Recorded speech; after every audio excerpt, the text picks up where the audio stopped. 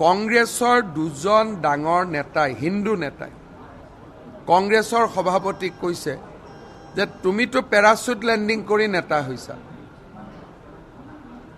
আমাৰতো সৰুতে দেউতা ঢুকাই গৈছিলে, আমি কষ্ট কৰি কৰি কৰি কৰি এইখিনি পৰ্যায়ত আহিছোঁ। এজন কংগ্ৰেছৰ নেতাই ভূপেন বৰাৰ ঘৰত কংগ্ৰেছৰ সভাপতিক কি কৈছে গৌৰৱ গগৈ, যে গৌৰৱ তুমি মোক অপমান কৰি নাথাকিবা, ময়ো এৰি দিম,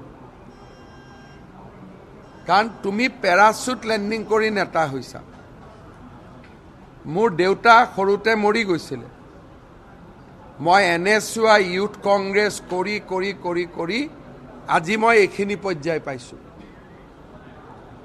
গতিকে তুমি যদি মোক হিউমিলেট কৰা তেলে ময়ো এনেকুৱা সিদ্ধান্ত লম। এতিয়া কাৰ দেউতাক সৰুতে মৰিছিল এইটো আপোনালোকে উলিয়াই লওক, সেই কামটো মই নকওঁ। আৰু কালি এইটো গৌৰৱ গগৈ আৰু বাকী নেতাসকল যেতিয়া ভূপেন বৰাৰ ঘৰত বহি আছিলে, এইখিনি হ'ল কথোপকথন। আন এজন নেতাই কৈছে ভূপেন বৰাক যে আপুনি তুমি বুলি কয়, তুমি আছিলা বুলি যুঁজি আছিলোঁ, তুমি নাই যদি ময়ো ইলেকশ্যন খেলোঁ নে নাই ডিচিশ্যন ল'ব লাগিব। আৰু এজন হিন্দু নেতা, কংগ্ৰেছত হিন্দু নেতা কেইজন বাকী আছে? দুজনেই বা তিনিজন বুলি ক'ব পাৰে যদি ৰিপুণ বৰাক ধৰে। গতিকে এইটো হ'ল তেওঁলোকৰ কালিৰ কথোপকথন। কংগ্ৰেছৰ দুজন ডাঙৰ নেতাই হিন্দু নেতাই কংগ্ৰেছৰ সভাপতিক কৈছে যে তুমিতো পেৰাচুট লেণ্ডিং কৰি নেতা হৈছা। আমাৰতো সৰুতে দেউতা ঢুকাই গৈছিলে, আমি কষ্ট কৰি কৰি কৰি কৰি এইখিনি পৰ্যায়ত আহিছোঁ। এজন কংগ্ৰেছৰ নেতাই ভূপেন বৰাৰ ঘৰত কংগ্ৰেছৰ সভাপতিক কি কৈছে গৌৰৱ গগৈ, যে গৌৰৱ তুমি মোক অপমান কৰি নাথাকিবা, ময়ো এৰি দিম, কাৰণ তুমি পেৰাচুট লেণ্ডিং কৰি নেতা হৈছা।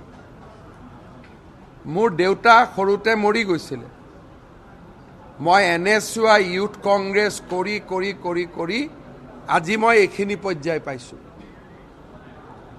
গতিকে তুমি যদি মোক হিউমিলেট কৰা তেলে ময়ো এনেকুৱা সিদ্ধান্ত লম। এতিয়া কাৰ দেউতাক সৰুতে মৰিছিল এইটো আপোনালোকে উলিয়াই লওক, সেই কামটো মই নকওঁ। আৰু কালি এইটো গৌৰৱ গগৈ আৰু বাকী নেতাসকল যেতিয়া ভূপেন বৰাৰ ঘৰত বহি আছিলে, এইখিনি হ'ল কথোপকথন। আন এজন নেতাই কৈছে ভূপেন বৰাক যে আপুনি তুমি বুলি কয়, তুমি আছিলা বুলি যুঁজি আছিলোঁ, তুমি নাই যদি ময়ো ইলেকশ্যন খেলোঁ নে নাই ডিচিশ্যন ল'ব লাগিব। আৰু এজন হিন্দু নেতা, কংগ্ৰেছত হিন্দু নেতা কেইজন বাকী আছে? দুজনেই বা তিনিজন বুলি ক'ব পাৰে যদি ৰিপুণ বৰাক ধৰে। গতিকে এইটো হ'ল তেওঁলোকৰ কালিৰ কথোপকথন।